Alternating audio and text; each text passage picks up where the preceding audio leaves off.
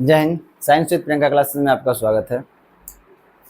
अभी तक जो भी क्लास चला हुआ है, देखिए अब कंटिन्यू क्लास ले पाना मेरे लिए संभव है ही नहीं, और एक तरह से समझिए तो एक रिकॉर्डेड के तौर पे आप देखिए, जब जब हमको समय मिलता है एक टॉपिक बाय टॉपिक हम कवर करते चले जाएंगे, ठीक है, क्योंकि ड्यूटी का इधर उधर चेंजिंग होते रहता है, इसके कारण से कंटिन्यू क्लास नहीं दे पाएंगे।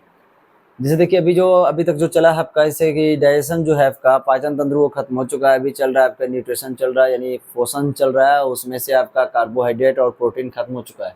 और आज जो आपका चलेगा वो फैट चलेगा, यानी वसा चलेगा, ठीक है। वसा खत्म हो, जब वसा का आज टॉपिक कंप्लीट कर देंगे और उसके बाद जो है अगला टॉपिक आपका विटामिन्स होगा और मिनरल्स होगा। 2 दिन और चलेगा, उसके बाद ये चैप्टर संपूर्ण रूप से खत्म हो जाएगा।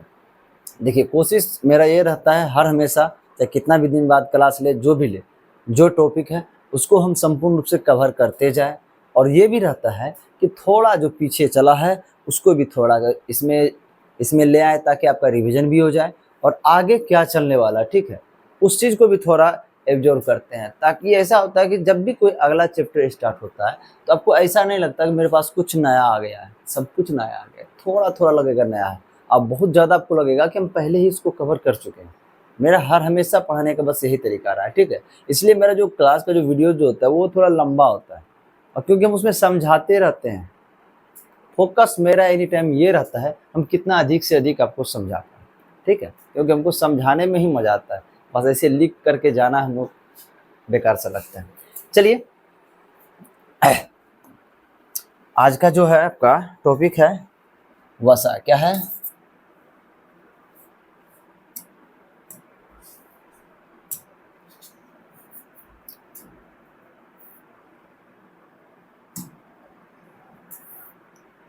क्या है? वसा। जैसे इसको हम लोग क्या कहते हैं? फैट कहते हैं, या इसको हम लोग लिपिड्स कहते हैं। अक्सर देखिएगा यूज होता है, लिपिड वर्ड का किताबी रूप से ज़्यादा यूज होता है, ठीक है, और फैट का थोड़ा कम यूज होगा। लेकिन बस ये दोनों याद रखना है आपको, फैट भी याद रखना है और लिपिड्स भी याद रखना है, वसा भी। अब समझिएगा, देखिएगा वसा मतलब क्या चीज़ है। जैसे हम बोले थे कार्बोहाइड्रेट जिससे कि आपको एक उदाहरण स्वरूप समझना था कि कार्बोहाइड्रेट कहाँ किसमें है, तो अब बोले थे चावल में कार्बोहाइड्रेट है, जो मीठा चीज़ है उस सब में कार्बोहाइड्रेट है, केला में कार्बोहाइड्रेट है, ठीक है। इस सब चीज़ में क्या था? कार्बोहाइड्रेट था। जैसे प्रोटीन की बात आई तो बोलते थे हाँ प्रोटीन किस में है, तो प्रोटीन आपका चना में हो गया, प्रोटीन आपका मूंगफली में हो गया, प्रोटीन आपका दूध में हो गया, प्रोटीन आपका मांस में हो गया। ये सब चीज में क्या था? आपका प्रोटीन का मात्रा अधिक था, ठीक है। और उसके बाद जब वसा, तो वसा मतलब क्या चीज? वसा किसको कहते हैं? देखिए इस वसा का इस्तेमाल जो होता है ना, वो होटल वाले बहुत अच्छी तरह से करते हैं। 10-12 दिन से सब्जी पड़ा हुआ है, सड़ा हुआ है, बेकार से हो चुका है, ठीक है, और उसको वो क्या करेगा? काट करके उसको तेल में बहुत अच्छे तरह से फ्राई कर देगा, और उसका स्वाद क्या होता है? इंक्रीज हो जाता है, बढ़ जाता है। हम लोग बड़ा चाव से खाते हैं होटल्स का खाना, जो भी है खाना नहीं चाहिए ज़्यादा। देखिए इसका मतलब क्या है? जो वसा जो है, वसा का इस्तेमाल होटल वाले क्या चीज़ में कर रहे हैं? स्वाद को इंक्रीज करने में, स्वाद को बढ़ाने में। और क्या चीज़ डाला उसमें? तेल। क्या चीज़ डाला? तेल। इसका मतलब तेल क्या है? वसा है। एक और चीज़ हम लोग घर में भी इस्तेमाल करते हैं उस चीज़ को, वसा को इंक्रीज करने के लिए, बढ़ाने के लिए, स्वाद को बढ़ाने के लिए। जैसे घी हो गया। ऐसे नॉर्मली यदि आप रोटी खाते हैं तो 2 रोटी खाइएगा, अगर वो घी डाल देते हैं उसमें 4 रोटी खा लीजिएगा। क्या किया वो? रोटी में क्या किया? घी जो है ना, रोटी का स्वाद को बढ़ाया। और दाल में भी, हम लोग के गांव में जो भोज होता है उसमें जो है ना, अक्सर दाल में भी क्या होता है, सब दाल में टोटल सभी को घी डाल दिया जाता है ताकि उसका स्वाद बढ़े। इसका मतलब क्या हो रहा है? जो वसा है, वसा का इस्तेमाल हम लोग किस चीज में कर रहे हैं? स्वाद को बढ़ाने में कर रहे हैं, ठीक है। और बहुत सारा उपाय है, बहुत सारा उपयोग है, बहुत सारा। वो चीज़ के बारे में बताएंगे। इससे कार्बोहाइड्रेट का जो उपयोग था उसको बताए, प्रोटीन जो जो जो जो, जो कार्य कर रहा था, जिसका उसमें किस में उसका उपयोग था, वो सब बताए। और वसा का भी उपयोग जितना है वो सब इस टॉपिक में कवर करते हुए चलेंगे। चलिए, हाँ अभी तक जो हम बताए थे, सुनिए ध्यान से। जो कार्बोहाइड्रेट जो था, कार्बोहाइड्रेट का पाचन कहाँ से हो रहा था? कार्बोहाइड्रेट का पाचन, अगर इसका आप समझिएगा ध्यान से, पाचन का पॉइंट इसका समझना चाहते हैं, देखिए ध्यान से। जो कार्बोहाइड्रेट जो था, कार्बोहाइड्रेट मतलब क्या हो गया? सी। कार्बोहाइड्रेट सी को हम शॉर्ट में लिख रहे हैं। तो कार्बोहाइड्रेट का पाचन कहाँ से होता है? मुंह से हो रहा था। जो प्रोटीन था, प्रोटीन का पाचन कहाँ से हो रहा था? यानी पेट से हो रहा था। पैसे प्रोटीन, पैसे पेट, जिसको हम लोग अमाशय भी कहते हैं, जठर भी कहते हैं, ठीक है। और देखिए जो वसा जो है, वसा का पाचन कहाँ से होता है? तो वसा का पाचन जो होता है, ये छोटी आंत का जो स्टार्टिंग पार्ट जो होता है डेडुनम, स्टार्टिंग पार्ट पहला भाग डेडुनम, उसके बाद जेजुनम होता है, फिर नीचे इलियम होता है। ये सब डाइजेशन चैप्टर में कंप्लीट कर चुके हैं, ठीक है। यहाँ पे इसका पाचन शुरू होता है, किसका? एल मतलब लिपिड्स, लिपिड्स यानी वसा का, इसका वसा का। देखिए किस प्रकार से इसका पाचन होता है, समझिएगा ध्यान से।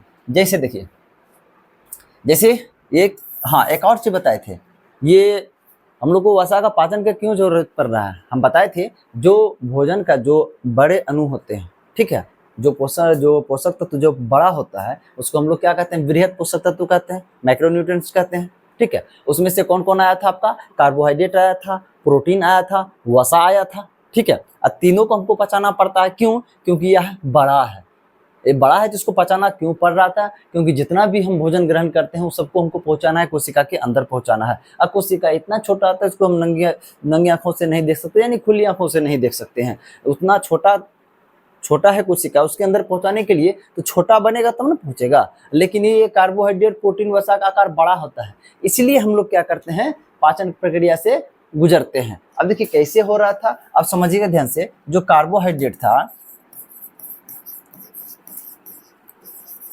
जो कार्बोहाइड्रेट था, ठीक है, इसको जैसे पाचन प्रक्रिया से गुजरते थे तो कब तक इसको पचाना पड़ रहा था? जब तक यह ग्लूकोज में नहीं बदल जा रहा था, जब तक यह ग्लूकोज में नहीं बदल जा रहा था। उसी प्रकार से देखिए प्रोटीन जो था, प्रोटीन को तब तक हम लोग पचाते थे जब तक ये अमीनो एसिड में नहीं बदल जाए। किसमें?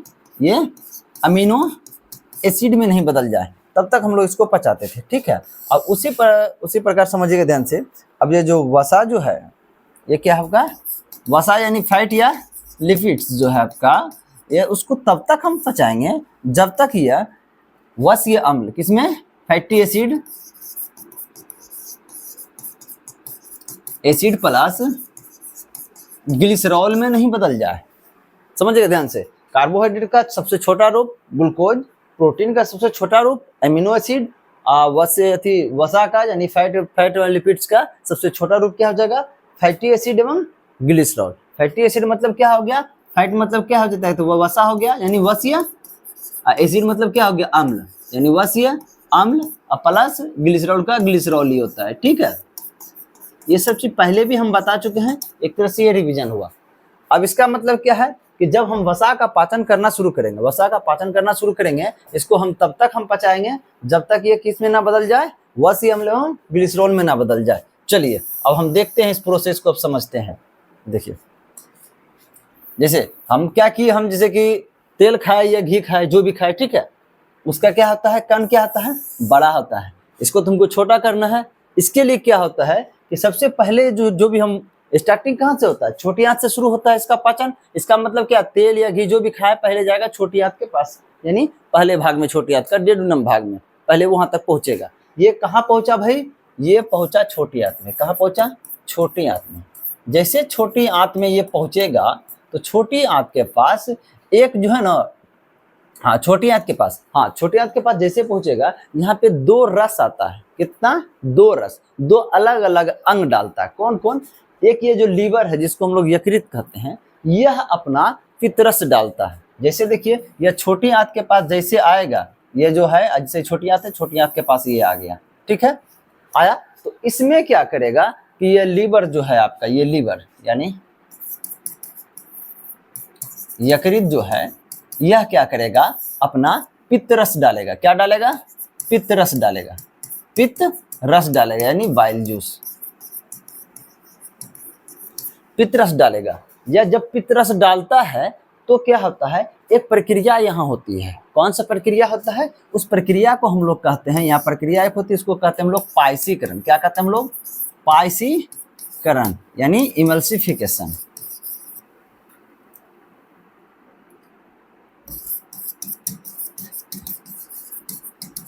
इमल्सिफिकेशन एक प्रक्रिया होता है, किसके डालने से?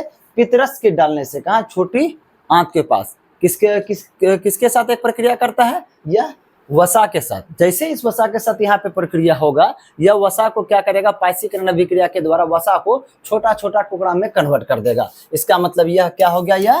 यही वसा जो यहाँ आया था, यह छोटी आंत में आने के बाद यह क्या हो गया? छोटा छोटा टुकड़ा में कन्वर्ट हो गया। लेकिन हाँ, अभी तक हमको क्या नहीं मिला है, वसीय अम्ल एवं ग्लिसरॉल नहीं मिला है। हमको क्या चाहिए, वसीय अम्ल एवं ग्लिसरॉल जब तक नहीं आएगा तब तक हम पाचन इसका करते रहेंगे। ठीक है, चलिए अभी तो सिर्फ छोटा छोटा टुकड़ा में बटा है, हमको वसीय अम्ल एवं ग्लिसरॉल चाहिए। उसके बाद हम आपको बोले थे कि दो अलग अलग अंग अपना रस देता है, दो अलग अलग अंग अपना केमिकल देता है इसको पचाने के लिए। पहला क्या किया, यकृत अपना पितरस दिया, उसको वह क्या किया, इसको छोटा छोटा टुकड़ा में कन्वर्ट कर दिया।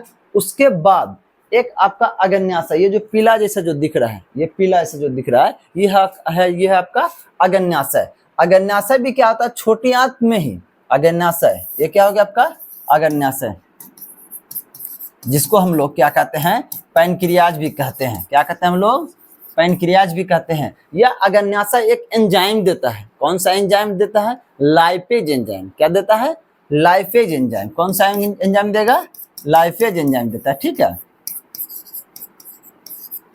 लाइपेज एंजाइम देता है। यह एंजाइम क्या करता है, इस छोटे छोटे कण को बहुत सूक्ष्म में बदल देता है। बहुत सूक्ष्म में जो बदल जाता है, जैसे कि इसको और छोटा कर दिया, क्या किया, इसको और छोटा कर दिया, एकदम से इतना इतना सा कण बना दिया, इतना सा एकदम पूरा छोटा छोटा कण बदल दिया। ठीक है, यह जो छोटा छोटा कण जो बदल गया, इसी कण को हम लोग क्या कहते हैं, यह क्या हो गया, वसीय अम्ल एवं ग्लिसरॉल। इसी को हम लोग क्या कहते हैं, वसीय अम्ल एवं ग्लिसरॉल।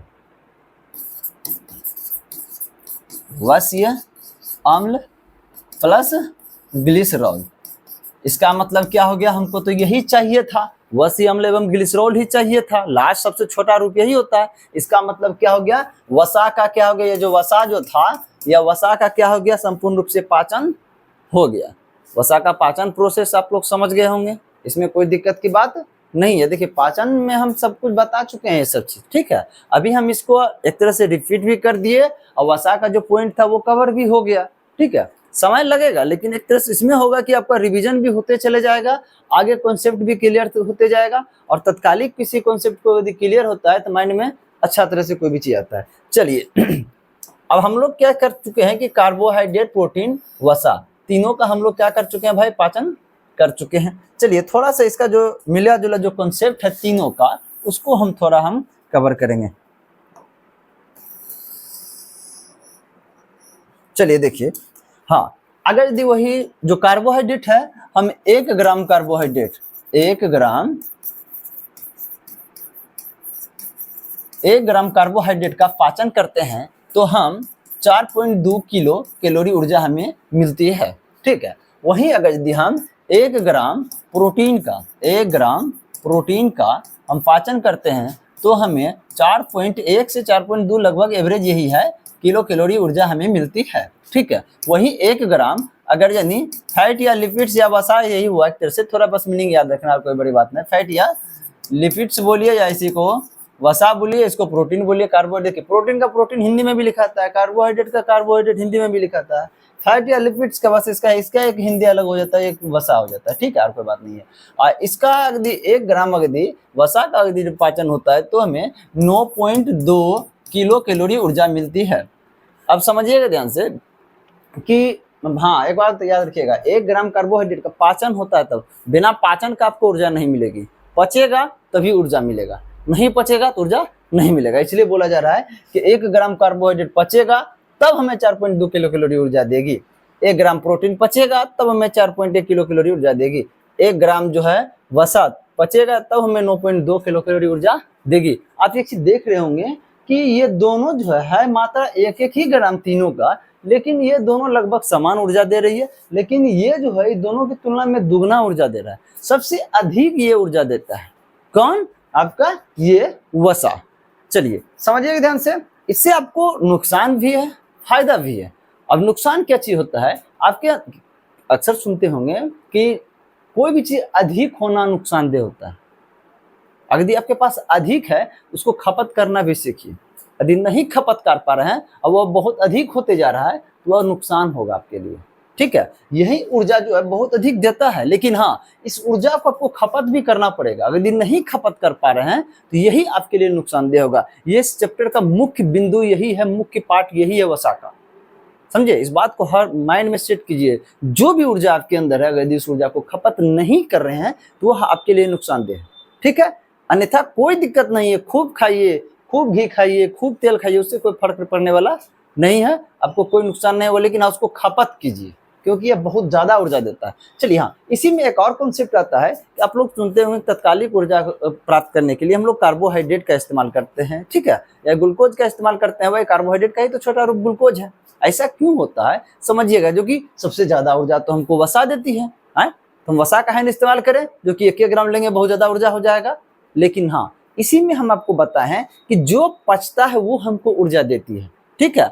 अब एक चीज बताइएगा, पचेगा तो तीनों ऊर्जा देगी हमको, तीनों, ठीक है। लेकिन जैसे आपको बहुत जोर से भूख लगा हुआ है, कोई हमें आधा रोटी दे रहा है खाने के लिए, हम पहले वो आधा रोटी खाएंगे कि हम इंतजार में रहेंगे कोई हमको 10 रोटी देगा तब खाएंगे? ऐसा तो नहीं है। जो हमें जल्दी दे दे हम उसका लेकर के खा लेंगे। वही बात होता है, शरीर को तत्कालिक ऊर्जा बहुत जल्दी चाहिए, ठीक है। अब देखिएगा, पाचन का प्रोसेस हम आपको बताए थे, स्टार्टिंग मुंह में किसका पाचन होता है? सी मतलब क्या? कार्बोहाइड्रेट, मैंने शॉर्ट में लिखे हैं, कार्बोहाइड्रेट का पाचन मुंह के पास होता है। प्रोटीन का पाचन कहाँ होता है? पेट के पास होता है। पास से प्रोटीन, पास से पेट, ये पेट है, क्या आपका पेट है, इसको अमाशय जठर कह सकते हैं, ठीक है। और उसके बाद वसा का पाचन यहाँ पे होता है, लिपिड्स का। अब बताइए, बोले थे जो पचेगा वो ऊर्जा देगा, है? अब जो सबसे पहले पच जा रहा है, भोजन तो मुंह के पास रख रहे हैं ना पहले। हम ऐसा करते हैं कि पेट है यहाँ पे फाड़ करके पेट में तो नहीं डाल देते डायरेक्ट भोजन, नहीं, हम भोजन कहाँ रखते हैं? मुख के पास रखते हैं, ठीक है। अब भोजन में क्या होता है? कार्बोहाइड्रेट भी होता है, प्रोटीन भी होता है, वसा भी होता है, सब कुछ रहता है भोजन में। हम चावल खाएं तो उसमें क्या है?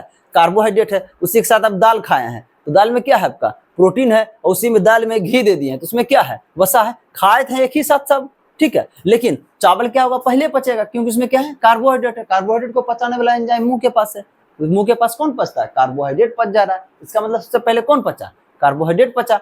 इसलिए होता है कि जो पचेगा ऊर्जा देता है। इसीलिए क्या करते हैं हम लोग? तत्कालिक ऊर्जा के लिए हम लोग कार्बोहाइड्रेट का उपयोग करते हैं, क्योंकि वसा तो यहाँ आएगा तब पचेगा ना, यहाँ आने में समय लग जाएगा ना। यहाँ आने में क्या, यहाँ से भोजन जाएगा, इस तरह से जाएगा, यहाँ पर आपका अमाशय के पास जाएगा, अमाशय यानी पेट के पास जाएगा, उसके बाद फिर आएगा, तब जाकर आएगा छोटी आंत के पास, है तो समय लगेगा। लेकिन हमको तत्कालिक ऊर्जा चाहिए। और यहाँ देखिए यहीं पे पच जा रहा है कार्बोहाइड्रेट।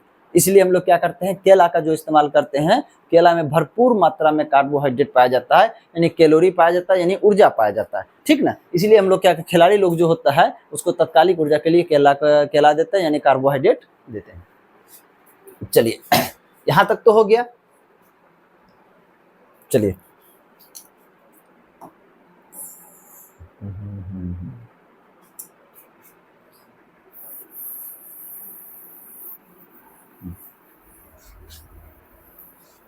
चलिए इसी में एक और चित्र, एक और कॉन्सेप्ट बताना चाह रहे थे। देखिए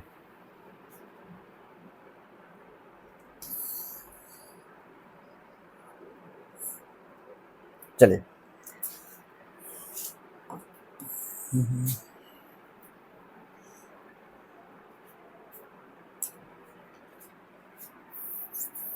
समझिएगा ध्यान से। जैसे ये कार्बोहाइड्रेट था, कार्बोहाइड्रेट का पाचन होने के बाद ये ग्लूकोज बना, ठीक है। अब देखिए, अब बहुत सारा, जैसे कि इसमें एक क्या कीजिए कि अब जो है ना, जो गीला मिट्टी होता है, ठीक ना, उसका इतना बड़ा सा गेंद बना दीजिए, बॉल टाइप्स का, ठीक है। और उसमें से क्या कीजिए, तोड़ के निकाल के छोटा छोटा टुकड़ा में छोटा छोटा बॉल बना लीजिए, ठीक है। अब उसके बाद क्या कीजिए, वो जितना बॉल छोटा छोटा बनाए थे सबको मिला करके फिर एक गोला बनाइए बड़ा, तो फिर जैसे पहले था सिर्फ वैसा ही बन जाएगा। उसी प्रकार से जैसे कि एक कार्बोहाइड्रेट था, उसको पचा करके आप क्या किए, छोटा रूप बना दिए ग्लूकोज, ठीक है। अब छोटा रूप ग्लूकोज हुआ, अब बहुत सारा ग्लूकोज को जोड़ दीजिएगा तो फिर वो क्या बन जाएगा? फिर कार्बोहाइड्रेट बन जाएगा। सेम उसी प्रकार से प्रोटीन जो है, प्रोटीन को क्या किया, हम पचा करके छोटा रूप बना दिए अमीनो अम्ल, ठीक ना। बहुत सारा अमीनो अम्ल को जोड़ेंगे तो फिर क्या बन जाएगा? फिर वो प्रोटीन बन जाएगा। अब देखिए, जो फैट और लिपिड जो था, वसा जो है, इसको पचा करके हम बनाए वसी अम्ल ग्लिसरॉल, और सब वसी अम्ल ग्लिसरॉल को हम जोड़ेंगे तो फिर यह क्या बन जाएगा? फिर वसा ही बन जाएगा, यानी फैटी लिपिड्स ही बन जाएगा, ठीक है। सेम इसी कॉन्सेप्ट से चलिए अब देखिए, जोड़ने का इसमें एक नियम है। जैसे देखिए ग्लूकोज जो था, जैसे देखिए एक ग्लूकोज जिस बंधन से जुड़ता था, एक जुड़ेगा तो किसी बंधन के द्वारा है ना। एक ग्लूकोज दूसरे ग्लूकोज से जुड़ करके जो कार्बोहाइड्रेट बना रहा था, यानी एक ग्लूकोज दूसरे ग्लूकोज से जो जुड़ रहा था वो किस बंधन के द्वारा जुड़ रहा था? ग्लाइकोसिडिक बंधन के द्वारा। किसके द्वारा? ग्लाइकोसिडिक बंधन। क्या हो गया? यही सेम होगा हिंदी में भी, ग्लाइकोसिडिक बंधन के द्वारा जुड़ रहा था। ठीक उसी प्रकार से ये अमीनो अम्ल जो जुड़ करके प्रोटीन बनाएगा, अमीनो अम्ल यानी अमीनो एसिड जुड़ा, अमीनो एसिड जुड़ा, अमीनो एसिड जुड़ा, ठीक ना। इसी प्रकार से जुड़ जुड़ के क्या बनाएगा? प्रोटीन बनाएगा। ये किस बंधन के द्वारा जुड़ेगा? ये जो बंधन है इसके बंधन का क्या नाम है? Peptide bond. क्या है?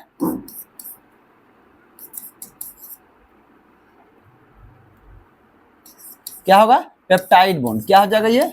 पेप्टाइड बॉन्ड यानी पेप्टाइड बंध। क्या है? पेप्टाइड बंध। पेप्टाइड बंधन के द्वारा जुड़ेगा। तब वही प्रकार से ये दोनों जो जुड़ रहा है, या वसीय अम्ल एवं ग्लिसरॉल जो जुड़ता है, यह किस बंधन के द्वारा जुड़ता है? इसके बंधन को हम कहते हैं एस्टर बॉन्ड। क्या कहते हैं? इसके बंधन को हम लोग क्या कहते हैं? Ester bond. देखिए कैसा होता है एस्टर बॉन्ड, एस्टर बंध।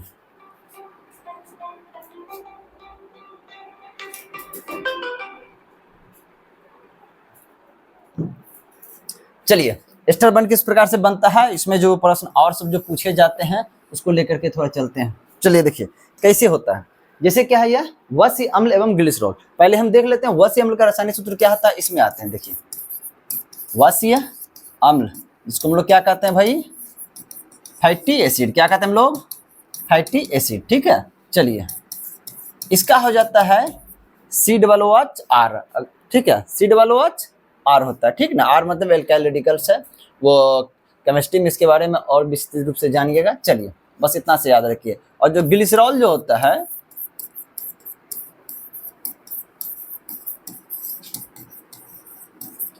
ग्लिसरॉल जो होता है इसका होता है रासायनिक सूत्र आपका CH2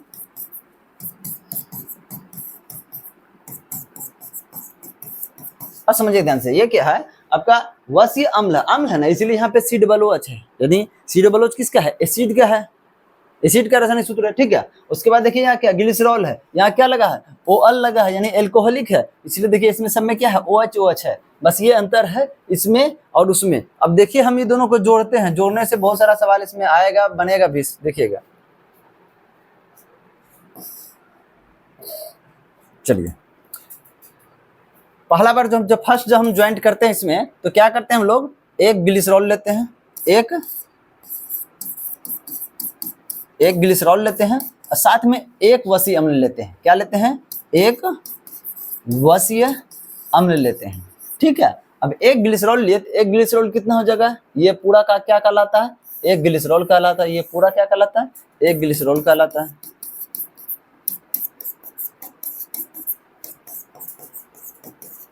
ठीक है, अब प्लस में क्या है? एक वसीय अम्ल। वसीय अम्ल का क्या हो जाएगा? एक है तो R1 लिख देते हैं, एक जुड़ा है तो क्या लिख देंगे आप? R1 लिख दिए। ठीक है, याद रखिएगा अगर यदि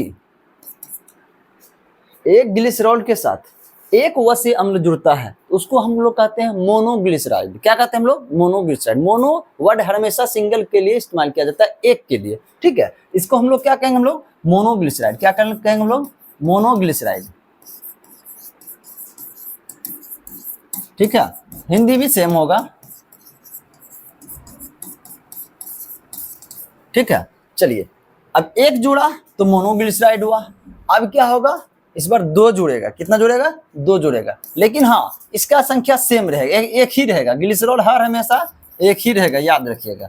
ग्लिसरॉल हर हमेशा एक ही रहेगा, लेकिन हाँ वसीय अम्ल उस बार एक जुड़ा था, इस बार दो गो वसीय अम्ल जुड़ेगा। कितना जुड़ेगा? दो वसीय अम्ल जुड़ेगा।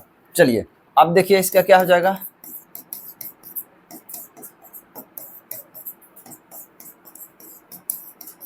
ठीक है, दो वसीय अम्ल है ना,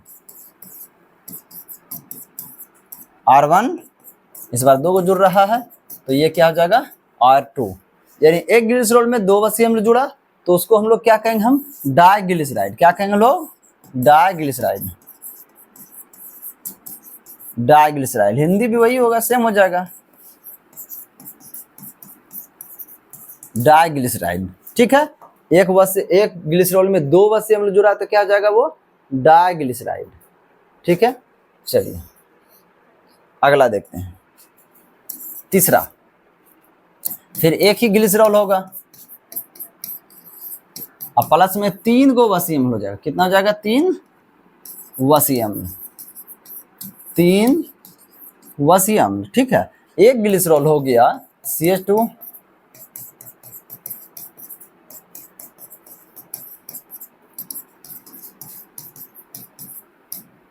R1, 1 2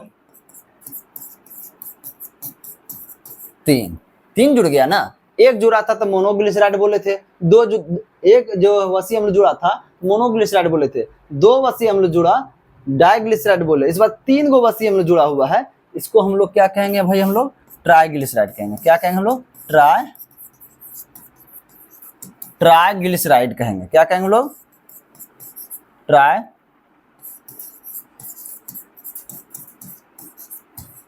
ट्राइग्लिसराइड कहते हैं। ठीक है, बस अब देखिएगा ध्यान से, एग्जाम्स में पूछेगा कि ट्राइग्लिसराइड क्या है। ये दोनों तो नहीं पूछता है, मोनोग्लिसराइड डाइग्लिसराइड। एग्जाम में पूछेगा ट्राइग्लिसराइड क्या है। ट्राइग्लिसराइड क्या है भाई? एक वसा है। ये कैसा वसा है? यही है एक आपका शुद्ध वसा। क्या है आपका? यह शुद्ध वसा इसको कहते हैं। इसको क्या कहते हैं हम लोग? शुद्ध वसा, यानी ट्रू फैट। क्या कहेंगे हम लोग? True fat. इसको हम लोग क्या कहते हैं? शुद्ध वसा कहते हैं। एग्जाम्स में अब क्या क्या पूछता है? यही पूछेगा ट्राइग्लिसराइड क्या है? शुद्ध वसा है। ठीक है, इसका हो जाएगा आंसर। उसके बाद कभी ऑप्शन में दे देगा कि हाँ जो है ना, ट्राइग्लिसराइड में कितने वसीय अम्ल होते हैं। ठीक है, वो कितना वसीय अम्ल है? 1 2 3 गो है। ऑप्शन में 1 2 3 4 दे देगा, अब उसके अनुसार से टिक कीजिएगा। ठीक है, अब इसी में देखिए आपको बताए थे ना कि ये किस बंधन के द्वारा जुड़ता है, आपको बोले थे। या जो हाँ देख कि किस बंधन के द्वारा जुड़ता है वसा? बोले थे स्टर बंधन के द्वारा जुड़ता है। स्टर बॉन्ड कौन सा है भाई? ये तो जुड़ जोड़ा है ना, यहाँ जो जुड़ जोड़ा है ये दोनों, यहाँ पे यही जो बंधन बनेगा, इसी बंधन को हम लोग क्या कहते हैं? हम लोग स्टर बॉन्ड कहते हैं। क्या कहते हैं हम लोग? स्टर बॉन्ड कहते हैं। ठीक ना। अब पूछेगा कि स्टर बॉन्ड के द्वारा कौन जुड़ता है, ऑप्शन में देगा आपको कार्बोहाइड्रेट, प्रोटीन, वसा। ठीक ना, नन ऑफ दिस दे देगा। स्टर बॉन्ड के द्वारा कौन जुड़ता है? आपका वसा जुड़ता है। क्या जुड़ता है? आपका वसा जुड़ता है। ठीक है, चलिए इसमें याद रखिएगा, सिर्फ एक ट्राइग्लिसराइड के बारे में याद रखिएगा, स्टर बॉन्ड के बारे में याद रखिएगा। बस ये समझाने के लिए हम बताएं आपको कि ट्राइग्लिसराइड कैसे बनता है। ये ट्राइग्लिसराइड क्या है? आपका एक शुद्ध वसा है। चलिए अब हम ये समझेंगे कि ट्राइग्लिसराइड बनता कैसे कैसे है। ये ट्राइग्लिसराइड 2 विधि से बनता है। एक जो होता है आपका, एक बनता है कार्बोहाइड्रेट से। क्या बनता है? एक कार्बोहाइड्रेट से। किससे बनता है? एक कार्बोहाइड्रेट से। हाँ, एक और बात याद रखिएगा, यही जो शुद्ध वसा जो है ना, आपको बोले थे ना, वसा का अधिक सेवन क्या करता है? आपके शरीर में मोटापा लाता है। आप धीरे धीरे हेल्दी होते जाइएगा, मोटे होते जाइएगा। कौन आपका लाता है मोटापा? ये वसा। ठीक है, और शुद्ध वसा कौन हो गया आपका? ये ट्राइग्लिसराइड। ट्राइग्लिसराइड जितना बढ़ेगा आप उतना अधिक मोटे होते चले जाइएगा। ठीक है, इसलिए होता है ना कि घी खाने से क्या होता है? व्यक्ति मोटा होता है। ठीक है, चलिए कैसे मोटा होता है समझिएगा ध्यान से। अगर यदि आपका देखिए 2 विधि से आपका ट्राइग्लिसराइड आपके बॉडी में बढ़ता है। एक तो आप वसा खाए तो उससे तो बढ़ ही जाएगा, क्योंकि वसा के पाचन के फलस्वरूप ही ना ट्राइग्लिसराइड बना है। वसा जब पचा था उसके बाद क्या बना? वसी अम्ल एवं ग्लिसरॉल। ठीक है, अब क्या हुआ? वही ग्लिसरॉल में 3 गो वसी अम्ल आ गया, तो वही आपका बन गया ट्राइग्लिसरॉल। वसा के पाचन से एक बना। एक और विधि से ये बनता है, देखिए कैसे बनता है। जैसे आप कार्बोहाइड्रेट खाए, क्या खाए? कार्बोहाइड्रेट। कार्बोहाइड्रेट खाए, इसका मतलब कार्बोहाइड्रेट किसमें पाया जाता है? जैसे आप चावल खाए, क्या किया भाई? चावल खाए। यह क्या होता है? यह पचने के बाद, यह क्या होता है? पाचन के फलस्वरूप, यानी क्या हो गया? डाइजेशन। अब समझिए ध्यान से, यह डाइजेशन, पाचन के फलस्वरूप यह क्या बन जाएगा? यह ग्लूकोज बन जाएगा। ठीक है, अब यही ग्लूकोज की मात्रा क्या हो जाएगा? आपका ब्लड में, किसमें? ब्लड में, यानी ब्लड में क्या हो जाएगा? अधिक हो जाएगा। क्या हो जाएगा? अधिक हो जाएगा। तो इसको क्या करेगा? आपका एक हार्मोन आता है, इंसुलिन हार्मोन आता है।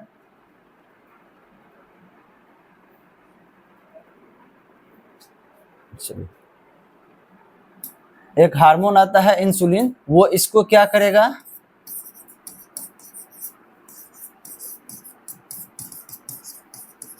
इंसुलिन हार्मोन जो होता है, इसको क्या करेगा, इस ग्लूकोज को कहाँ ले आएगा, जब ब्लड में इसका मात्रा अधिक हो जाएगा तो इसको ले आएगा लीवर के पास। किसके पास, लीवर के पास, लीवर के पास यानी यकृत के पास ले आएगा। इसको किस रूप में यहाँ जमा करेगा, ग्लाइकोजन के रूप में। किस रूप में, ग्लाइकोजन के रूप में।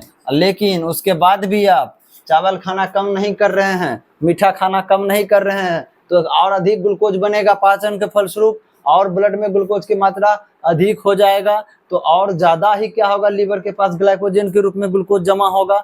जब यहाँ लीवर के पास ग्लाइकोजन के रूप में ग्लूकोज बहुत ज्यादा हो जाएगा, तब यह लीवर इसको किस में बदल देगा, इसको बदल देगा ट्राइग्लिसराइड में। किस में बदल देगा, ट्राइग्लिसराइड में।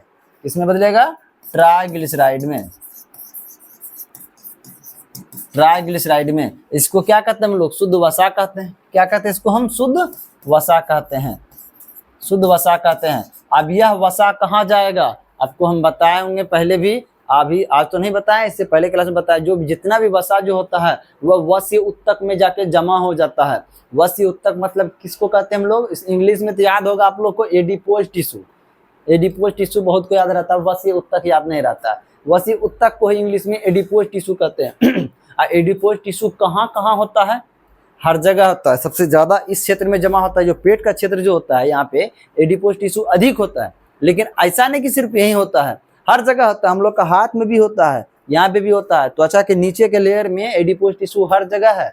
अन्यथा आप एक चीज समझ सकते हैं, एडिपोज टिश्यू में वसा से जमा होगा, जितना अधिक आपका वसा जमा होते जाएगा आप उतना अधिक मोटा होते जाइएगा, ठीक ना। वही उसी को तरह से क्या कहते हैं, चर्बी कहते हैं। चर्बी होते हैं ना, कहते खा खा के चर्बी बढ़ा लिया है, ठीक ना, बैठे बैठे खा के मोटा गया है। मतलब ज्यादा खाते खाते क्या हुआ, उसमें वसा बहुत ज्यादा बढ़ गया है और वह क्या हो गया है, बहुत ज्यादा हेल्दी हो गया।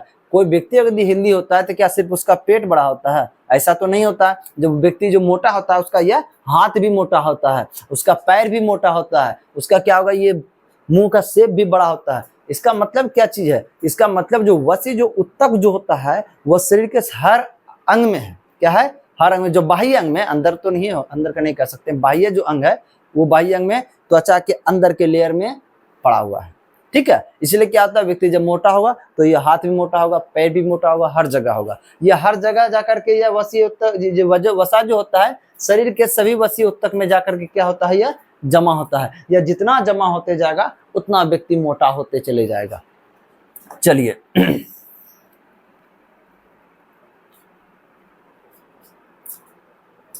ठीक है, ये कहाँ जमा होगा जाकर के, वसीय उत्तक में। कहाँ होगा, एडिपोज टिश्यू, एडिपोज टिश्यू यानी वसीय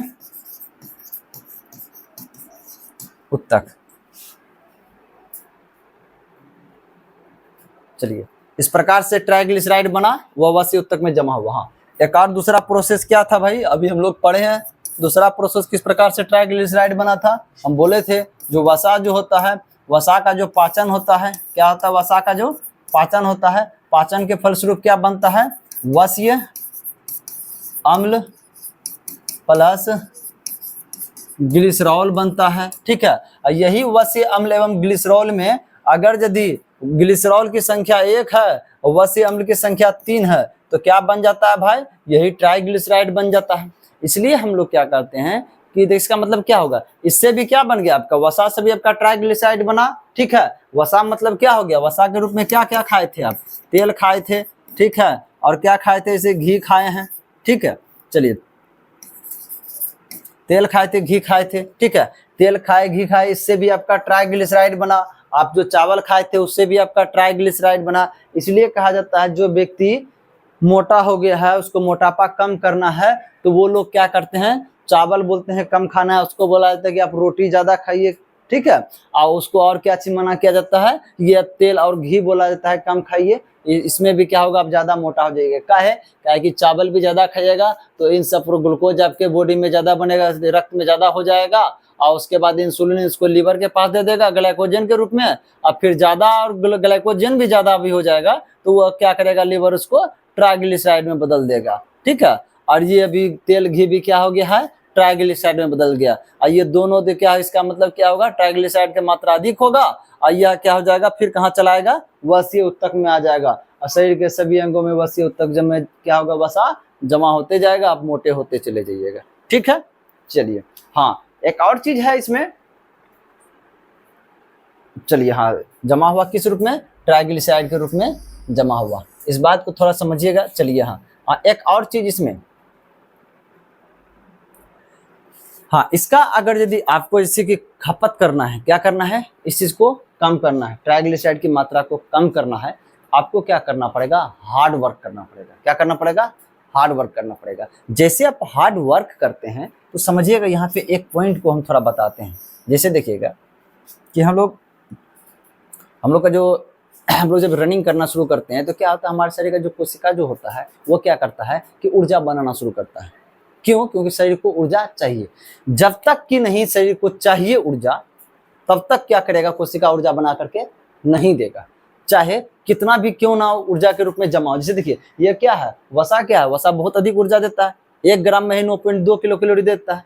ये तब तक यह ऊर्जा सबका कोशिका बना के नहीं देगा जब तक आप कोई काम नहीं कीजिएगा। ठीक है, हम क्या बोले, खाइए कोई दिक्कत नहीं है, लेकिन उसको खपत भी कीजिए। अब देखिए जैसे कैसे इसको खपत करना है, जैसे देखिए क्या हो जाएगा कि जैसे आपका कोशिका है, ठीक है, कोशिका में क्या जो भोजन खाया, जैसे चावल खाए थे, जो क्या उससे, जो चावल में क्या था, कार्बोहाइड्रेट था, ठीक है, और उसमें जो ग्लूकोज जो उसको पच करके मिला था ग्लूकोज। अब ग्लूकोज क्या होता है, ग्लूकोज का यहाँ पे क्या होगा, C6।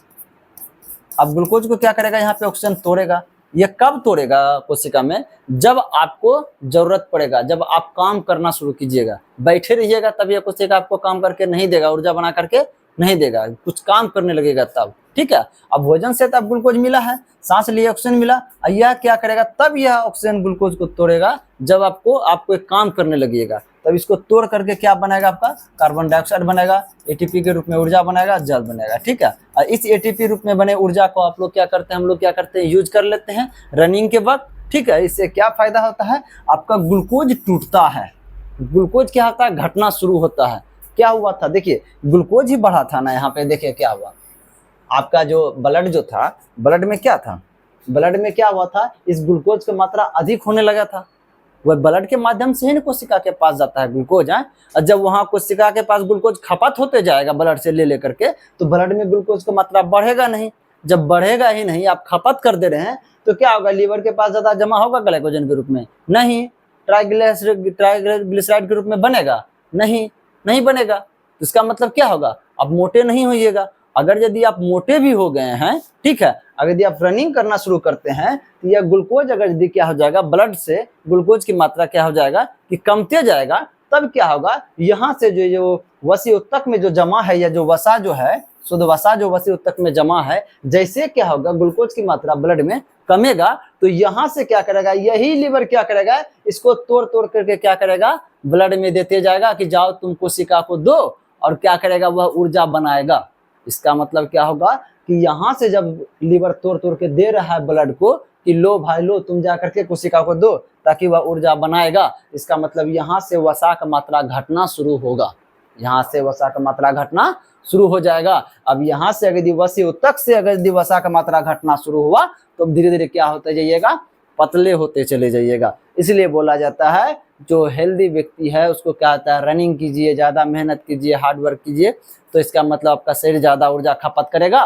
तो जो ऊर्जा के रूप में भरा पड़ा है आपके शरीर में, जितना मोटा व्यक्ति समझिए ऊर्जा भरा पड़ा है उसमें, उस ऊर्जा को खपत कीजिए, रनिंग कीजिए, धीरे धीरे क्या होते जाइएगा, आप पतले होते चले जाइएगा। चलिए, यह क्या हो गया, आपका एक ऊर्जा का भंडार है, उसका इस्तेमाल किस प्रकार से करना है उस चीज को। हाँ, वही अगर यदि आप नहीं करते हैं, अगर यदि यही वसा का मात्रा वसी उत्तक में बढ़ता जाएगा, तो ऐसा मत सोचिएगा सिर्फ मोटापा आता है, यह आपका इसके कोलेस्ट्रॉल की मात्रा को भी बढ़ाएगा, हार्ट अटैक का आपको संभावना बहुत ज़्यादा बढ़ जाएगा। अक्सर देखते होंगे कि जो मोटा व्यक्ति होता है उसी को हार्ट अटैक भी होता है। क्यों? क्योंकि यह वसा का मात्रा बढ़ जाता है, वसा में ही क्या जाता है, कोलेस्ट्रॉल का निर्माण होता है। ठीक है, और कोलेस्ट्रॉल बढ़ जाएगा तो आपको हार्ट अटैक, ब्रेन स्ट्रोक, उसके बाद जो है ना उसके ये आपका हार्ट फेल्योर, ऐसा सब समस्या आपको आने लगेगा। ठीक है, चलिए। हाँ, एक और बात होता है, जो मोटा व्यक्ति होता है उसको डायबिटीज जो होता है, इसका जो मधुमेह जो होता है, मधुमेह का जो है ना होने का चांस बढ़ जाता है। क्यों बढ़ जाता है? मोटा व्यक्ति के रक्त में क्या था, ग्लूकोज की मात्रा अधिक हो जा रहा था ना, जो मोटा होते जा रहा था ग्लूकोज की मात्रा अधिक हो जा रहा था, तो ग्लूकोज की मात्रा रक्त में अधिक हो जाना है क्या कहलाता है, आपका मधुमेह कहला जाता है। ठीक है, चलिए, ये दो रोग जो होता है, मधुमेह और जो आपका ये हार्ट अटैक का संभावना ज़्यादा मोटा व्यक्ति में होता है, पतला व्यक्ति में कम होता है। चलिए यहाँ तक का कहानी खत्म हुआ। हाँ चलिए, यहाँ एक और चीज, एक और कॉन्सेप्ट बचा हुआ है, रुकिए इसको भी हम कवर कर दे रहे हैं।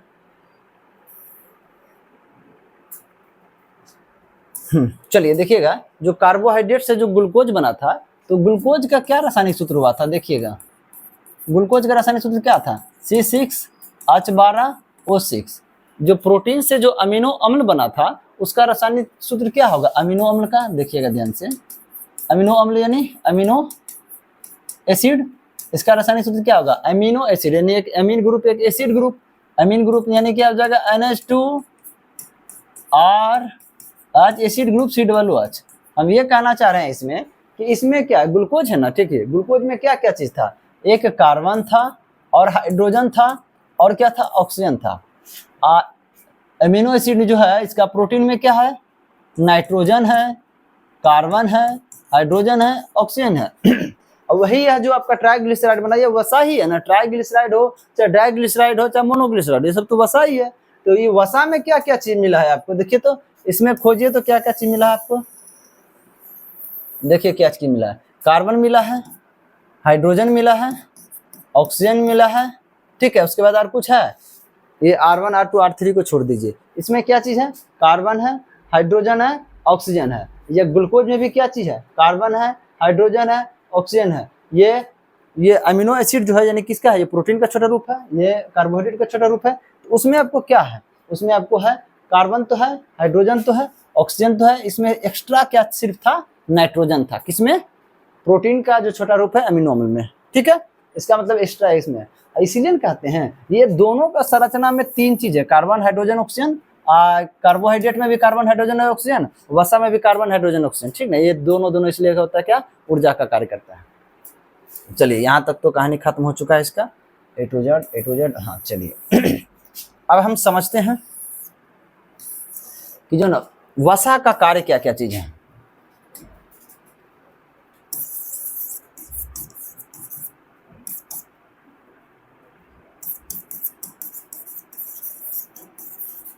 फंक्शन ऑफ लिपिड्स या फैट, यानी वसा का कार्य क्या चीज है। अब समझिएगा ध्यान से, पहला तो क्या रहा इसमें देखते हैं, पहला क्या है, अधिकतम ऊर्जा का निर्माण, अधिकतम ऊर्जा का निर्माण। क्या नहीं था, एक ही ग्राम जो है कार्बो वसा का पाचन हो रहा था, और ये दे रहा था आपका 9.2 किलो कैलोरी ऊर्जा दे रहा था, बहुत ज्यादा हो रहा था। बताएं इस चीज को समझा चुके हैं, सिर्फ अब लिखाना बाकी है। दूसरा क्या चीज था, ऊर्जा का संग्रहित करना, ऊर्जा को संग्रहित करना।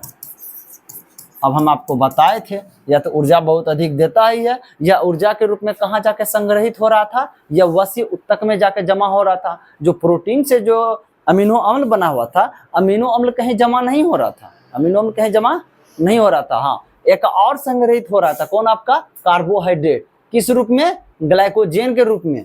किस रूप में देखिए जमा हो रहा था कार्बोहाइड्रेट, देखिए हम इसमें बताए हुए हैं, देखिए ये जो कार्बोहाइड्रेट है यह भी क्या हो रहा था, देखिए लीवर के पास कार्बोहाइड्रेट जो ग्लूकोज बना था, ब्लड में अधिक हुआ था, तो इंसुलिन कहाँ ला दिया था इसको, लीवर के पास ग्लाइकोजेन के रूप में जमा हुआ था, कौन, कार्बोहाइड्रेट। और यह भी क्या हो गया था, ट्राइग्लिसराइड यानी वसा में बदल चुका था, ठीक है। लेकिन कार्बोहाइड्रेट भी जमा हो रहा था ना, तो मानेंगे कार्बोहाइड्रेट भी जमा हो रहा था, लेकिन ज्यादा मात्रा में कौन जमा करने का क्षमता रखता है, सबसे अधिक वसा। काहे कि ये उधर से भी कार्बोहाइड्रेट के तरफ से भी वसा जमा हो जा रहा था वसी उत्तक में, और यह वसा के द्वारा भी जमा हो जा रहा था, दोनों तरह से जमा हो जा रहा था।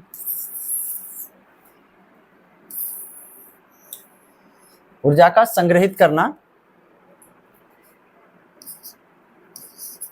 ऊर्जा का संग्रहित करना। अब देखिए क्या कहाँ पे जमा करता है, यह वसी उत्तक में। कहाँ जमा करता है, वस्य उत्तक में, यानी वसी उत्तक यानी एडिपोज टिश्यू। चलिए दो काम हो गया। अब तीसरा इसका समझिएगा ध्यान से। चलिए, यह जल में अघुलनशील, जल में अघुलनशील परंतु अल्कोहल, ईथर, बेंजीन में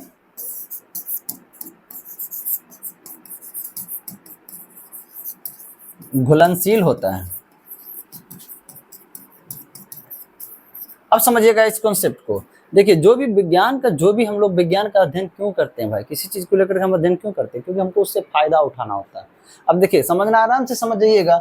यह जल में वो घुलनशील, जल में यह घुलता नहीं है। जैसे देखते होंगे कि जैसे घी खाइएगा ना, जैसे जिस थाली में घी खाए हुए ना, वह थाली में क्या एकदम पूरा घी चारों तरफ लग जाता है, ठीक है। अब देखिए, चावल खाए हैं तो चावल क्या कार्बोहाइड्रेट है, कि चावल पूरे थाली में पूरे पूर्ण रूप से लग जाता है ना। पूरा घी को छोड़ाइएगा, जल्दी छूटेगा नहीं, हाथ में आपका लग जाएगा, हाथ से पूरा पानी से धोइएगा, एकदम से जो छूटेगा नहीं। और जैसे देखिएगा कि कोई, जैसे कि पानी है, पानी में क्या कीजिए आप, सरसों का तेल डालिए, देखिए दोनों मिल जाता है, घुलता है? नहीं घुलता है। इसका मतलब क्या है कि यह जो वसा जो है, तेल क्या है, वसा है, घी क्या है, वसा है, वो सब देखिए पानी में घुलेगा नहीं, पानी है उसमें डाल दीजिए, नहीं घुलेगा, ठीक है। जैसे कि अब क्या हुआ कि नमक डाल दीजिए, वो घुल जाएगा, ठीक है। वही वसा डालिएगा, तेल डालिएगा, घी डालिएगा, तो वो घुलेगा नहीं। इसलिए कहा जाता है कि यह जल में वो घुलनशील होता है, परंतु एल्कोहल, ईथर और बेंजीन में क्या होता है, घुल जाता है। अब समझिएगा, इसका हम जो एल्कोहल में जो घुल जाता है, इसका हम लोग जो है इस्तेमाल किए हैं। क्या किए हैं, चलिए देखते हैं। समझिएगा, जब कोरोना काल आया हुआ था, तो कोरोना काल में देख रहे होंगे हम लोग, आप लोग सबका सब क्या कर रहे थे, हम लोग सैनिटाइजर पट पट पूरा शरीर में, हाथ में, हर जगह क्या कर रहे थे, हम घसने का काम कर रहे थे, यानी बाह्य त्वचा पे घस रहे थे। क्यों कर रहे थे, उस चीज को हम समझते हैं। समझिएगा, देखिएगा, ये आपका क्या हो गया भाई, ये आपका कोरोना वायरस है। ये क्या है आपका, ये कोरोना वायरस है, ठीक है। चलिए, और ये आपका क्या है, ये आपका हो गया एल्कोहल। ये क्या है आपका, एल्कोहल है। ये कौन सा है, देखिए क्या है इसमें लिखा हुआ। चलिए थोड़ा फिगर को और बड़ा कर देते हैं, इसको भी और बड़ा कर दे रहे हैं ताकि आप लोग सही से देख सके। चलिए, ये क्या आपका, देखिए हैंड सैनिटाइजर। क्या है आपका, हैंड सैनिटाइजर। ये कितना है लगभग, देखिए इसमें क्या है, इसमें इंक्लूड है आपका 70% एल्कोहल। क्यों है 70% एल्कोहल, क्यों है, अब समझिएगा ध्यान से। यह जो वायरस जो होता है, वायरस का जो बाह्य सतह जो होता है, वायरस का जो बाह्य सतह है, ये बाहर वाला सतह जो होता है, यह बना होता है वसा का। किसका बना होता है, वसा का। और वायरस किस प्रकार से हमारे शरीर में इन करता है, समझिएगा ध्यान से। जैसे कहीं से भी इन कर सकता है वो, कोई बड़ी बात नहीं, इधर से भी इन कर जाएगा, इधर से भी, इधर से भी, इधर से भी, कहीं से भी इन कर जाएगा, ठीक है। अब समझिएगा ध्यान से, जैसे कि ये हमारा त्वचा है, ठीक है, वायरस आएगा तो वायरस क्या करेगा, वायरस भी तो बहुत छोटा होता है, उसको हम खुली आंखों से हम नहीं देख पाएंगे, ठीक है। हम लोग का जो कोशिका भी क्या होता है, इसमें करोड़ों कोशिका इतनी सी दूरी में, और वह क्या करेगा, वह टच करेगा, जो एक कोशिका होगा उसको टच करेगा वायरस। टच करने के बाद क्या करेगा, धीरे धीरे उसका रिसेप्टर धीरे धीरे क्या करेगा, वह कोशिका के अंदर धीरे धीरे क्या होगा, वायरस इन कर जाएगा, शरीर की कोशिका में घुसेगा, और वह कोशिका को क्या करेगा, संक्रमित करेगा, फिर अपना यह संख्या बढ़ाने लगेगा। इसका मतलब क्या है, हमको किस चीज से रोकना है, वह कोशिका में सटने से इसको रोकना है, ठीक है। अब उसके लिए हम लोग क्या करने लगे, अभी हम तुरंत पढ़े हैं, क्या पढ़े हैं कि जो है ना, वसा जो होता है एल्कोहल में घुलनशील होता है, घुल जाता है। तब हम लोग क्या करने लगे, यह हैंड सैनिटाइजर लिए और हाथ में मार लिए, और पूरा हाथ को एल्कोहलिक कर लिए, ऊपर का त्वचा हो गया एल्कोहल। जैसे इस तरह से आकर के कोरोना सटा, ठीक है, उसका तो बाह्य सतह था, किसका, वसा का था बाह्य सतह, ठीक है। अब जैसे वसा वाला सतह यहाँ पर एल्कोहल में सटा, वह क्या हो गया, घुल गया, इसका मतलब गल गया। अब गल गया तो अंदर इन ही नहीं कर पा रहा था, अंदर इन कर पाएगा नहीं, वो तो क्या हुआ, गल गया। इसका मतलब क्या होगा, कोरोना कोई प्रभाव इस पे नहीं छोड़ पा रहा था, अंदर इन नहीं कर पा रहा था, ठीक है। चलिए, यही चीज का हम लोग इस्तेमाल किए थे। हाँ, और कोरोना काल में देखे होंगे कि जो है ना, लोग बहुत सारा व्यक्ति को लग गया क्या, एल्कोहल जो है कोरोना को मार रहा है। इसलिए देखिए दिल्ली में जब कोरोना काल में बहुत सारा शराब के लिए लाइन लगा दिया था। देखिए वैसा कोई बात नहीं था। देखिए समझिए ध्यान से, एल्कोहल क्या कर रहा था, अगर यदि आप विशेष रूप से एल्कोहल का यदि यूज करते हैं, बहुत ज्यादा एल्कोहल का यूज करते हैं, तो वो क्या करेगा, ऐसा बात थोड़ी आपको कि मुंह से ही कोरोना घुस रहा था, इधर से भी घुस रहा था, इधर से भी घुस सकता था, कोई जरूरी बात नहीं था, ठीक है। अब एल्कोहल का सेवन बहुत ज्यादा करने से क्या होता है, एल्कोहल क्या करता है, आपका इम्यूनिटी पावर को कम करता है, रोग से लड़ने की क्षमता को कम कर देता है एल्कोहल, है। अब कोरोना काल में वही बचा था जिसका रोग से लड़ने की क्षमता जो इसके शरीर में अधिक हो। अब एल्कोहल जो सब बहुत ज्यादा जो पीना शुरू कर दिया था कोरोना काल में, उसका रोग से लड़ने की क्षमता घट गया था और उसके कारण भी उन लोगों का मौत हुआ। ठीक है, जो सुझाव वैज्ञानिक दे वो कीजिए, अपने मन से ज्यादा एक्सटर्नल सोच के करने से नुकसान होता है, क्योंकि विज्ञान का ही हम लोग फायदा उठाए थे कोरोना काल में ये सैनिटाइजर के रूप में। चलिए अगला आप देखते हैं।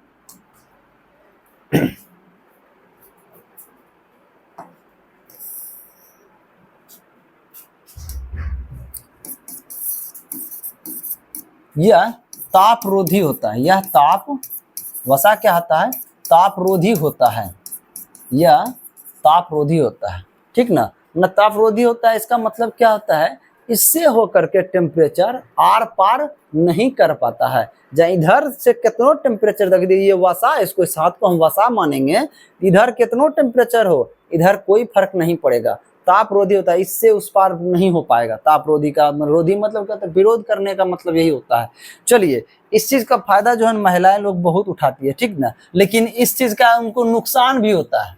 फायदा तो होता है लेकिन उनको नुकसान भी होता है। चलिए समझिएगा, एक फिर से एक रिएक्शन बताएंगे, उसके बाद इस कॉन्सेप्ट को क्लियर करेंगे। जैसे समझिएगा, देखिए मेरा क्या है कि ये कोशिका है, हम बताए थे लगभग जो भी रासायनिक विक्रिया होता है कोशिका के अंदर होता है। चलिए इसमें हम समझिएगा, ध्यान से बता रहे हैं।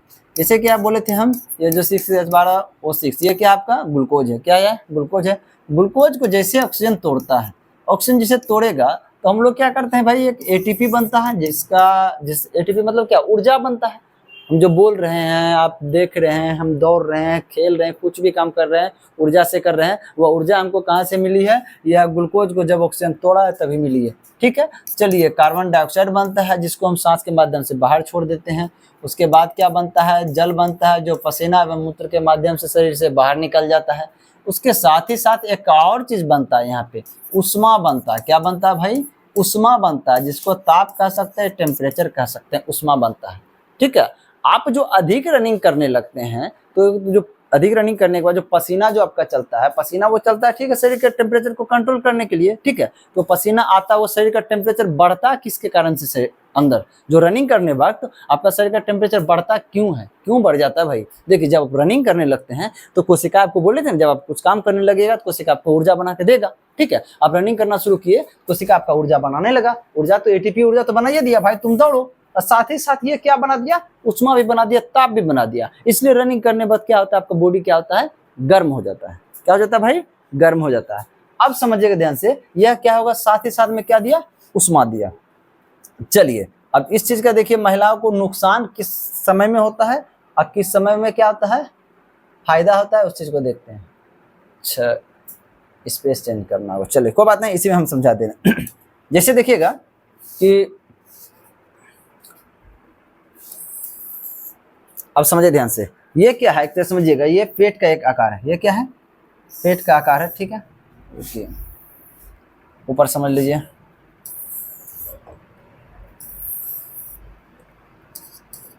ठीक है, ये क्या हो गया, आपका ब्रेन हो गया, मस्तिष्क हो गया। ठीक है, अब समझिएगा ध्यान से, यह क्या है, आपका पेट का एक आकार है। यह पेट पे क्या होता है, वसा क्या होता है, अधिक जमा होता है। ये हम महिलाओं के लिए पहले हम बात कर रहे हैं। ठीक है, महिलाओं के लिए बात कर रहे हैं। ठीक है, यहाँ पे क्या होगा, वसा का मात्रा अधिक होगा। ठीक है, अब समझिएगा ध्यान से, महिलाओं में वसा का एब्जॉर्प्शन ज्यादा होता है, पुरुष के तुलना में महिलाओं में वसा ज्यादा होता है। ठीक है, चलिए अब क्या हुआ, शरीर के अंदर का जो भी अंग है, शरीर के अंदर में बहुत सारा अंग है, लीवर है, किडनी है, फेफड़ा है, हृदय है, बहुत सारा अंग है। ठीक है, उन सब भी सब कोशिका से ही मिलकर बना हुआ है, सबका सब काम कर रहा है, सबका सब काम करेगा। अब बताइए क्या होगा, यहाँ पे ज्यादा काम होगा तो क्या होगा, उष्मा ज्यादा बनेगा। यहाँ क्या होगा, टेम्परेचर बहुत ज्यादा बन गया, टेम्परेचर क्या हो गया, बहुत ज्यादा बन गया। अब टेम्परेचर क्या चाह रहा है कि बाहर निकले, क्या हो चाह रहा है, इधर से हम बाहर निकले, इस साइड से। ठीक ना, पेट साइड से इधर से हम टेम्परेचर चाहेगा बाहर निकले। लेकिन यहाँ क्या है, वसा है। वसा क्या होता है, टेम्परेचर को क्रॉस नहीं करने देगा, ये उस पार नहीं जाने देगा, उस पार नहीं जाने देगा। अब क्या हो रहा है, इसलिए होता है कि महिलाएं जब गर्मी के समय में जब अधिक काम करती है, ठीक है, अधिक काम कर रही है, तो क्या हो जाएगा, टेम्परेचर क्या होगा उसका अधिक बनेगा। जब टेम्परेचर शरीर के अंदर बहुत ज़्यादा बन गया है, वह बाहर नहीं निकल पा रहा है, वह टेम्परेचर मूव करने लगता है किसकी ओर, ब्रेन की ओर। किस ओर करने लगता है, ब्रेन की ओर। अब ब्रेन में ज़्यादा टेम्परेचर अधिक हाई होगा, ब्रेन का कोशिका क्या करेगा, काम करना बंद करेगा, वो महिलाएं क्या हो जाती है, बेहोश हो जाती है। अक्सर देखते होंगे हम लोग जब मिडिल स्कूल में पढ़ते थे, उसमें प्रार्थना के वक्त क्या होता था, गर्मी के समय में भी क्या, गर्मी के समय में प्रार्थना वक्त क्या होता है, लड़कियां बेहोश होकर के गिर जाती थी। ठीक है, तो यही कारण होता है, गर्मी के समय में इसको नुकसान है, गर्मी के समय में इनको क्या है, नुकसान है, किसको, महिलाओं को। अब आइए ठंडी में, क्या किस में आइए भाई, ये अब ठंड में आइए। ठंड में आइएगा तो आप समझिएगा ध्यान से, ये क्या है,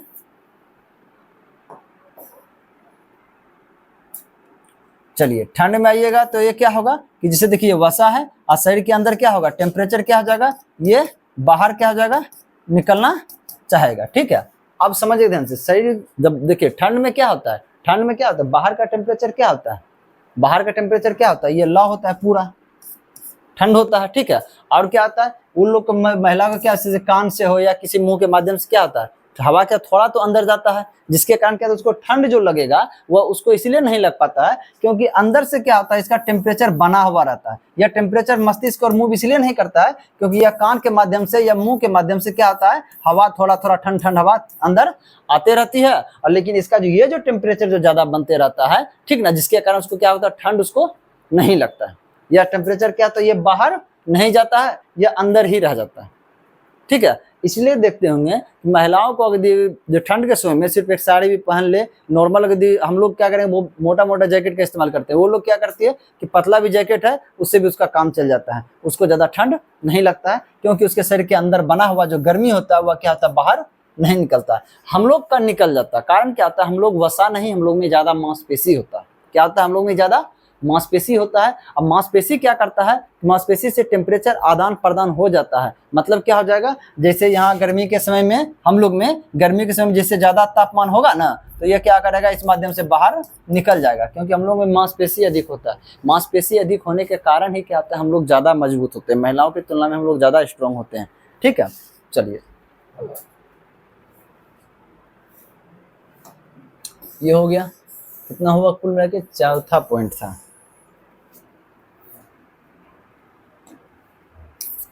पांचवा, कुछ विटामिन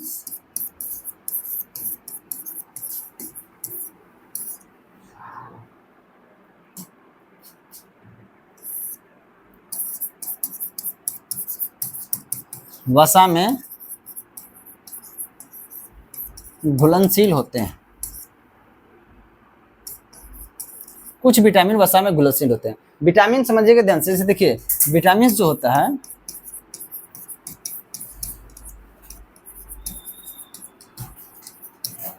विटामिन जो होता है, विटामिन कौन कौन से है देखिए ध्यान से।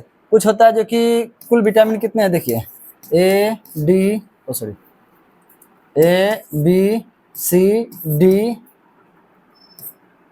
ई और के, कुल विटामिन कितने हैं, 6 गो है। कितने हैं, 6 हैं। उसके बी में और सब आते हैं, उनको छोड़िए। देखिए इसमें से यह बी और सी जो होता है, यह जो हो गया, यह होता है जल में घुलनशील। क्या होता है, यह जल में घुलनशील।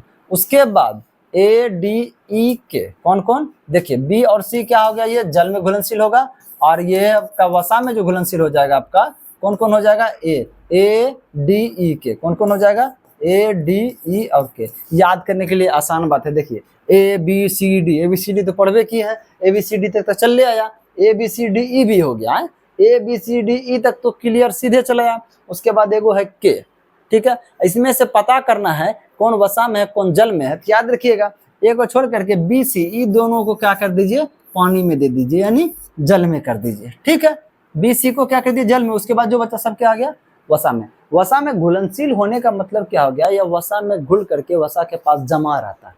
वसा में घुलनशील करने का मतलब क्या हुआ, वसा में घुल करके वसा में यह जमा रहता है। ठीक है, कौन आपका, या ए डी ई और के। चलिए अगला पॉइंट क्या है,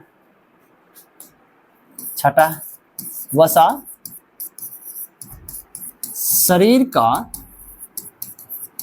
आकार तय करता है। शरीर का आकार तय करता है। वसा तो शरीर का आकार तय करेगा। जो बहुत ज्यादा पतला है, हड्डी दिख रहा है, उसमें वसा ही नहीं है तो वो क्या रहेगा, पचका हुआ रहेगा, पतला पूरा रहेगा, ठीक है। जिसमें वसा बहुत ज्यादा रहेगा उसका शरीर बहुत भारी भरकम रहेगा, ठीक है, बहुत ज्यादा मोटा रहेगा, ठीक है। वसा ही तो है जो कि आपको बताता है कौन ज्यादा मोटा है, कौन ज्यादा पतला है, ठीक है। वसा की मात्रा अधिक तो बहुत ज्यादा मोटा हो जाएगा, उसका आकार बड़ा हो जाएगा। जिसमें वसा की मात्रा कम हो उसका आकार क्या हो जाएगा, छोटा हो जाएगा, ठीक है। चलिए सातवां, वसा शरीर को आघात से बचाता है। आघात या कहिए चोट कहिए से बचाता है।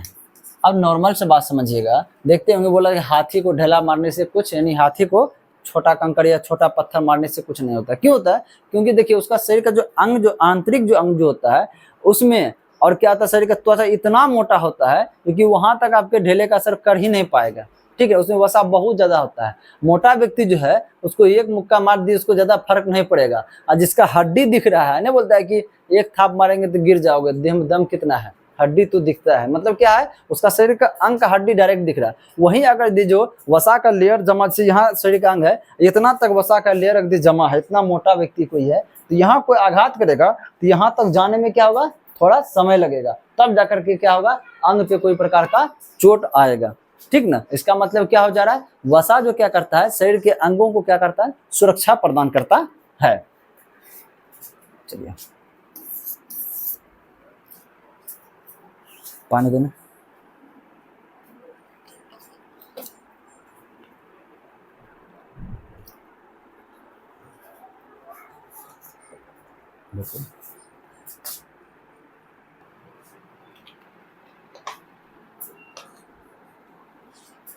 चलिए क्या करता है, आघात से बचाता है। उसके बाद देखिए यही वसा जो होता है, वसा हार्मोन्स का निर्माण करता है। किसका निर्माण करता है, वसा हार्मोन का निर्माण करता है। वसा हार्मोन का निर्माण करता है, बता रहे हैं। इसमें थोड़ा एक उदाहरण सिर्फ अभी दे दे रहे हैं, इसको हम समझाएंगे आगे, ठीक है। एग्जाम्पल जैसे देखिए आपका कौन सा हार्मोन हो गया, आपका टेस्टोस्टेरोन। कौन कौन सा हार्मोन हो गया आपका, टेस्टोस्टेरोन, एस्ट्रोजन, कौन सा, एस्ट्रोजन हार्मोन। उसके बाद प्रोजेस्टेरोन, प्रोजेस्टेरोन, यानी वसा से जो हार्मोन बनता है उसको कहते हैं स्टेरॉइड हार्मोन। वसा से जो हार्मोन बनता है उस हार्मोन को कहते हैं स्टेरॉइड हार्मोन। क्या कहते हैं हम लोग, स्टेरॉइड हार्मोन, ठीक है। वसा से जो हार्मोन बनता है उसको हम स्टेरॉइड हार्मोन कहते हैं। और कौन कौन सा हार्मोन बनता है वसा से, आपका टेस्टोस्टेरोन बनता है, एस्ट्रोजन बनता है और प्रोजेस्टेरोन बनता है।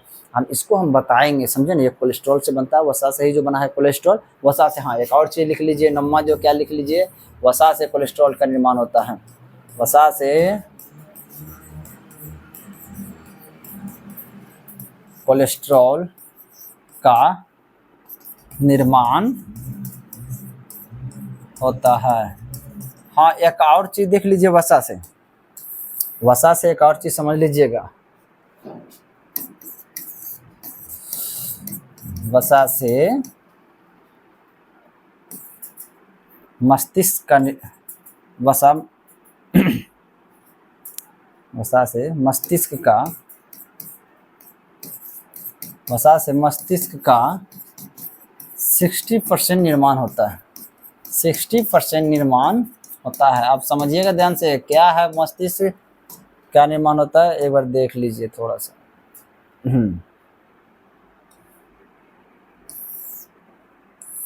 चलिए भाई तू लोग का कहानी खत्म। चलिए आइए आप,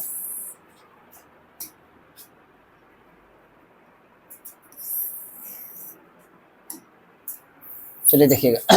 ये जो ब्रेन जो है, ये मस्तिष्क हम लोग का जो है, ठीक ना, जहाँ से हम लोग किसी चीज़ को सोचते विचारते हैं, पूरे बॉडी का जहाँ से कंट्रोलिंग होने का काम होता है, किससे होता है, ये ब्रेन से होता है। ये ब्रेन जो होता है ना, ये जो होता है आपका, इसका लगभग 60% हिस्सा जो होता है ना, ये वसा से मिलकर बना होता है। किससे मिलकर बना होता है, वसा से मिलकर बना होता है, समझे। जब हम पढ़ाएंगे, जब इसका जो ये न्यूरो थी, ये आपका जो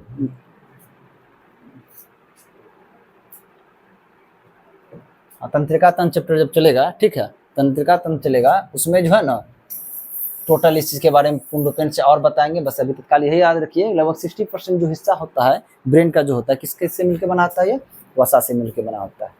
चलिए आज लगभग जो है इतना पर ही छोड़ रहे हैं, एक दिन और थोड़ा चलेगा वसा का, क्योंकि देखिए सबसे ज़्यादा होता है हमको समझाने में ही समय लग जाता है और हमको शॉर्ट भागना हमको पसंद नहीं है। देखिए इससे होगा क्या चीज़ आपको जानते हैं, जैसे कि जो पीछे भी पढ़े हैं ना वो भी आपका एक रिपीटेशन हो जाता है और आगे का भी होता है, ठीक है ना, इसलिए थोड़ा लंबा समय लगता है। लेकिन हाँ जैसे ये संपूर्ण रूप से ये बायोलॉजी कंप्लीट होगा तो आपको एक तरह से अगर घर पे आप रिवीजन नहीं भी किए होंगे ना तो आपको ये लगेगा कि मेरा तो रिवीजन होते हुए चला आया।